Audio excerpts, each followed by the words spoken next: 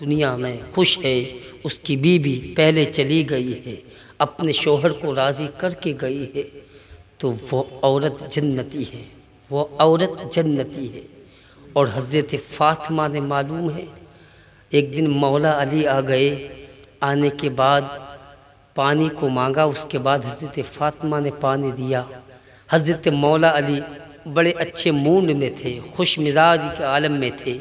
हज़रत फ़ातिमा से कहने लगे, ए फ़ातिमा, आज जो कुछ चाहो तुम मुझसे मांग सकती हो, जिस चीज़ का सवाल करो मुझसे ले सकती हो। हज़रत फ़ातिमा ने कहा था, ए मेरे अली, मैं तुमसे क्या मांगूं, ए मेरे अली, मैं तुमसे क्या लेऊं। लेकिन हज़रत अली ने फरमाया था, ए फ़ातिमा, तुम मेरी माजी के हालात को ना देखना, आज जो चाहोगी मैं तुमको वो अता कर दूंगा। गोया कि अगर आज तुम से हीरे जवाहरात मांगूंगी वो भी दे दूंगा।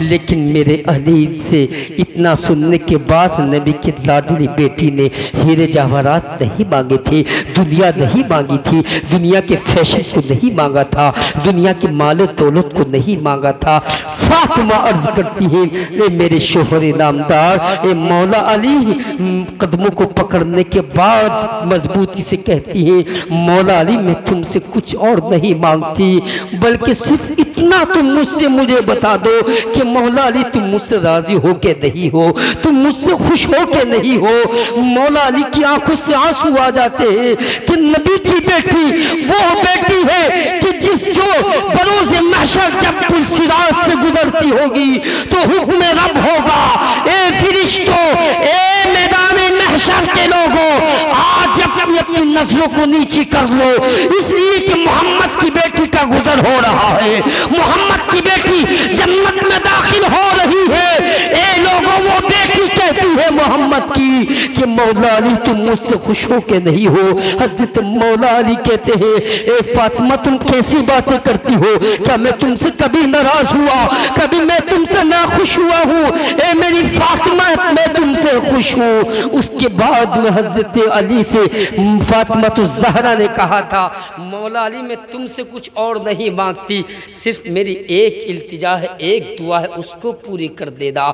हज़रत मौला अली कहते हैं, फातिमा तो ज़हरा, वो कौन सी इल्तिजा है, वो कौन सी बात है जिसको मुझे पूरा करता है? आखिरी बात बता रहा हूँ। हज़रत मौला अली इतना कहते हैं और कहने के बाद में फातिमा तो ज़हरा ज़बान खोलती है, कहती है, मौला अली सुनो, मेरी दुआ ये है, मेरी बात ये है, मेरी इल्तिजा ये है, मेरा कहना ये है, मौला अली, जब मैं दुनिया से जाऊं, दुनिया से रुखसत हूं ना, तो तुम मुझे दिन के उजाले में नहीं, रात के अंधेरे में मुझे दफन कर देना।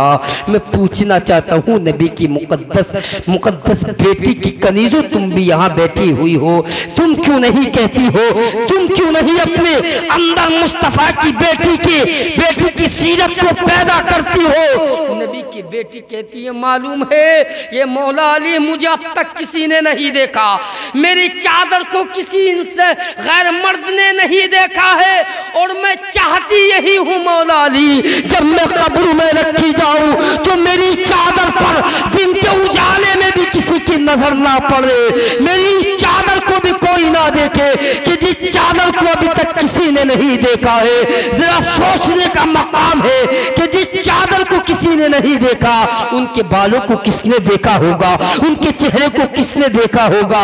नहीं नहीं, फातिमा की वो हस्ती थी, फातिमा तो ज़हरा की वो जात थी कि जिनके चेहरे को किसी ने नहीं देखा था, जिनके बालों को किसी ने नहीं देखा था, जिनकी चादर पर किसी गैर महरम की नजर नहीं पड़ी थी। वो नबी की मुकद्दस बेटी कहती है, ए अली, बस इतनी सी इल्तिजा है कि मेरे जनाजे को रात में लेकर के जाना। अल्लाहु अकबर कबीरा।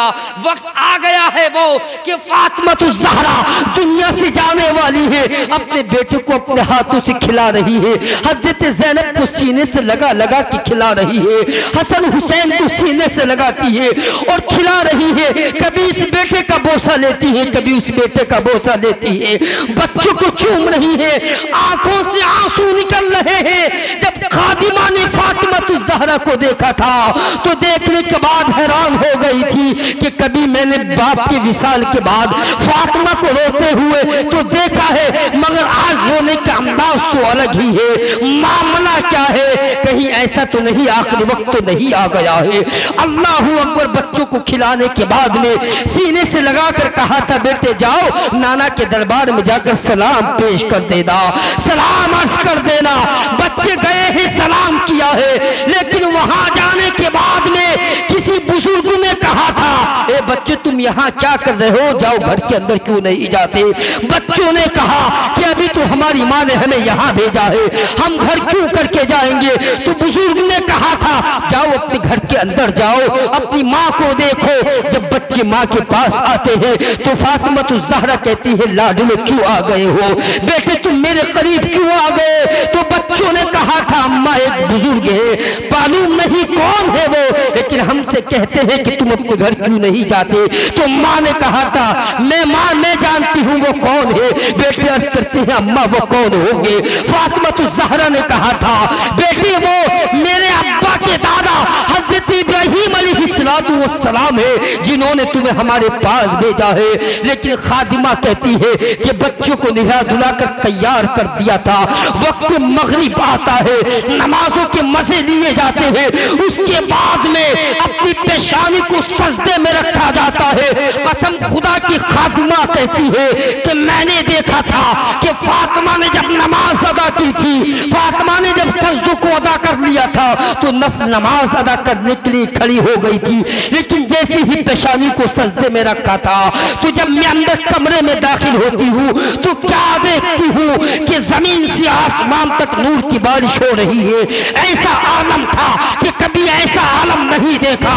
मैं ताज्जुब में पड़ गई कि नबी की बेटी बहुत देर से अंदर जा चुकी है, बाहर क्यों नहीं निकलती है? जब खादिमा ने अंदर जाकर देखा तो क्या देखती है कि जो नबी की बेटी सारी जिंदगी रब को सजदे करती रही और ये कहती रही, मौला तूने रातों को लंबी क्यों नहीं किया कि जो तेरे नबी की बेटी सजदे को जी भर के कर लेती, तेरे नबी की बेटी दिल भर के इबादत कर लेती, लेकिन मौला आज तू सजदे को कबूल करना।